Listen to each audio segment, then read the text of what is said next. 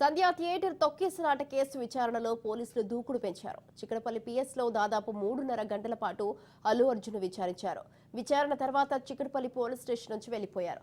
విచారణ ముగిశాక అల్లు అర్జున్ పోలీసులు కట్టుదిట్టమైన భద్రతా మధ్య ఆయనను ఇంటికి తీసుకువెళ్లారు.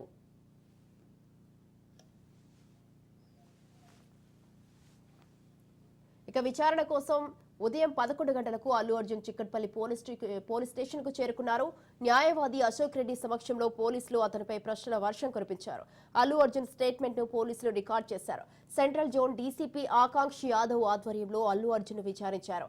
ఏసీపీ రమేష్, ఇన్స్పెక్టర్ రాజు నాయక్ న్యాయవాదుల విచారణలో ఉన్నారు. అల్లు అర్జున్ పై పోలీసులు 20 ప్రశ్నలు సంధించారు.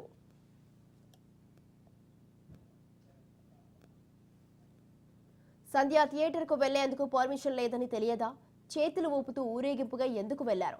రేవతి చనిపోయిన విషయం మీకెప్పుడు తెలుసు? తెలిసిన తర్వాత థియేటర్ నుంచి ఎందుకు బయటకు వెళ్లలేదు అని బన్నీని పోలీసులు ప్రశ్నించారు. థియేటర్ కు ఎంతమంది బౌన్సర్లను తీసుకువచ్చారు?